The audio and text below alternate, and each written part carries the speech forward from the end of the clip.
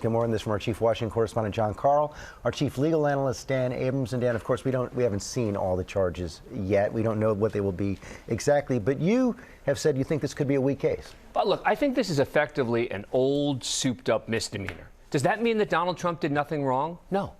The question is, does it mean that they should bring this case when the previous DA passed on it?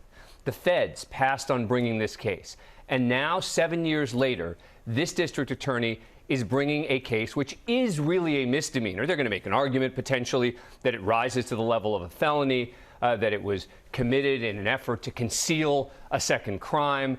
Now, there are still things we don't know, though. I was going to say, are there charges that could change your view of this? That's true, yes. So in connection with the Weisselberg case that Aaron was just mentioning, if they learn something new in connection with that case, if there's been new information that's come up in the last few months, and that's going to become the reason for a felony, then that's a different game. But remember, they decided not, this office, this DA decided not to prosecute Donald Trump on the big tax fraud cases and bank fraud cases that his deputies thought ought to have been brought. They filed a civil action, not criminal, civil in connection with that, laying out the entire case. You can't file a civil case and then say, you know what, on second thought on this, we're going to actually make a lot of this criminal. That's why I'm saying it has to be something new. So far, John, a lot of public bravado from the Trump camp. Yeah, I mean, it's about how this has made him the nominee. It's guaranteed that he's going to get the nomination. Republicans are rallying around. The president is actively shaming fellow Republicans to get out there and to attack Alvin Bragg and defend him on this.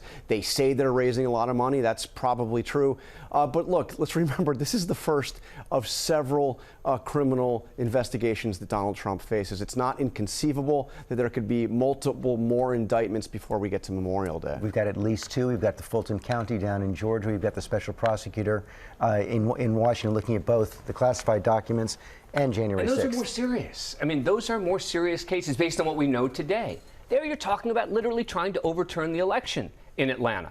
And in the federal case, at the very least, obstructing justice in connection with the handling of the documents. Forget about whether he was handling classified documents and should have turned them over. The big case there is the specific intent and desire to not give them back, and that's obstruction of justice. And John, that's why I wonder if some of these Republicans have gone out there in support of Donald Trump are laying a trap for themselves before these other two cases are brought to fruition. Look, I really think we know exactly how Republicans are going to react to the other cases. They're going to do just what they've done here, George. They're going to attack the prosecutors as Democrats. Democratic prosecutor in Georgia, Joe Biden's Justice Department in terms of the federal cases. They are locked in on this.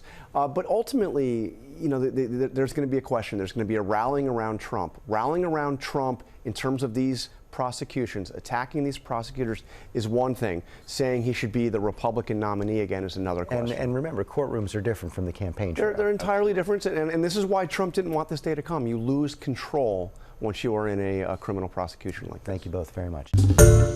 Hi, everyone. George Stephanopoulos here. Thanks for checking out the ABC News YouTube channel. If you'd like to get more videos, show highlights, and watch live event coverage, click on the right over here to subscribe to our channel. And don't forget to download the ABC News app for breaking news alerts. Thanks for watching.